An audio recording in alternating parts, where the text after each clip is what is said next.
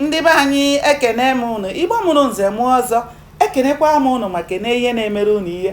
Anyị nọ n'okwu mmechi n'akwụkwọ a bụ Ihe Onye Metara, nke na-asị naanị ihe a na-agwa onye isi bụ na mmanụ adịghị n'ofe, anaghị agwa ya na nnu adịghị n'ofe.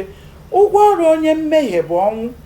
Onye gburu ọchụ chaa aka ghọrọ ọnwụ, agbataghị ya n'ọsọ, n'ihi na ma elu ma ala ama akịdị ga-agbarịrị na nsị, maka na ama ehi agbaghị n'izu ọgba n'ọnwa. Onye ihe ọjọọ, ikwetala na mpụ ọbụla emere n'uchichi na-esi elu n'ehihie, n'ihi na ọkpa ọbụla na-aga warawara, anya na-ele warawara n'ahụ ya, maka na ọ na-abụ anwụ kee ahụ ihe ntegburu. Gị bụ onye omekome, mata nke ọma na aka ga-akparịrị gị n'ikpeazụ. Ọ bụrụ na aka mmadụ akpataghị gị, aka Chukwu akpara gị.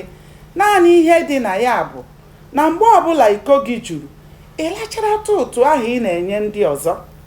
Ọfọm na arịrịọ m bụ ka ihe ọjọọ ọbụla onye metara kpuo ya isi. Onye ahụ tachaa ahụhụ ya na ndụ, ọ nwụọ, ọ malite taba nke bụ ahụhụ ihe, n'ihi na ọ bụ ihe onye tụrụ n'ahịa ka a na-azụtara ya.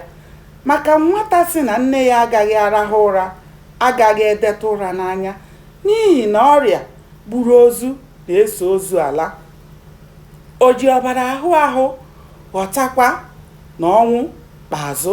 Ụdịrị ọnwụ ọ ga-abụ ọ maghị. Inwe ntị ịnụrụ.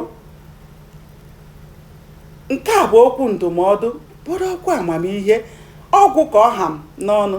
Sonyere m n'oge ọzọ. Aka m bụkwa nwanne unu nwaanyị, Oriakụ Uju Anyanwụ. Ka ya bụ ọhịa dị ka ọ bụ na-enwe amaghị, ụbọchị nta ka anyị chụọ na Owere Nchi. Ndewo, ka o mesịa.